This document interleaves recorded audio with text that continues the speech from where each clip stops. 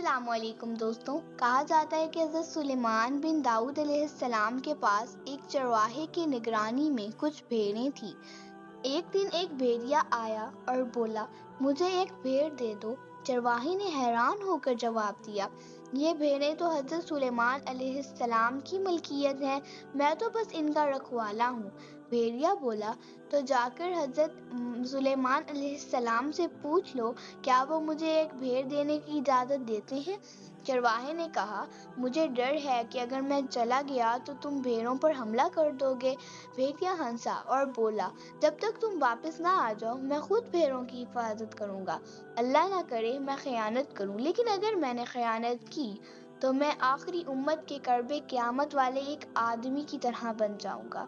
یعنی اپنے آپ کو بد دعا دی کہ میں موجودہ مسلمانوں کی طرح ہو جاؤں گا، جو کہ بہت ہی افسوسناک ہے۔ یہ سن کر چرواہا روانہ ہو گیا اور راستے میں حیرت انگیز نشانیاں دیکھی۔ چرواہے نے 3 عجیب و غریب مناظر دیکھے۔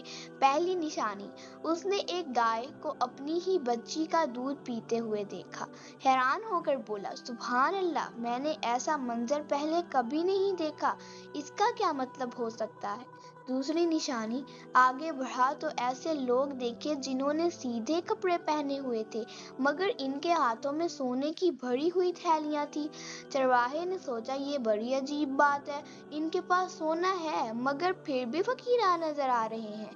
تیسری نشانی، کچھ اور آگے بڑھا تو ایک بہتا ہوا چشمہ نظر آیا۔ گرمی کی شدت کی وجہ سے وہ قریب پہنچا، بدبو نے اسے روک دیا۔ پانی کی بدبو اتنی شدید تھی کہ وہ پیچھے ہٹ گیا اور حیرت سے بولا، یہ کیسی بات ہے، بہتا ہوا پانی اور اتنا گندا؟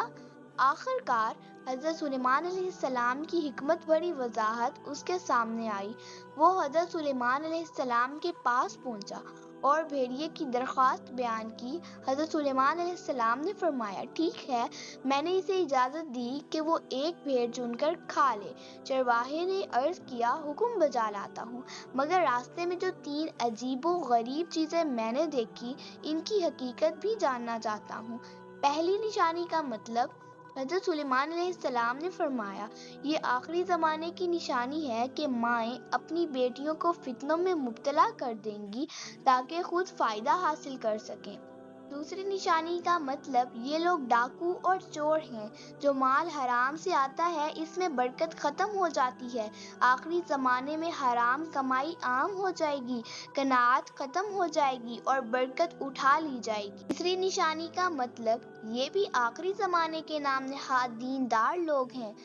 دور سے دیکھو تو ان کا لباس دینداری کا لگے گا، مگر جب قریب جاؤ تو تم محسوس کرو گے کہ وہ دنیا اور خواہشات میں ڈوبے ہوئے ہیں۔ یہ سن کر چرواہے نے تڑپ کر کہا، میں اس زمانے کے فتنوں سے اللہ کی پناہ مانگتا ہوں۔ بھیڑیے کی حیران کن دیانتداری۔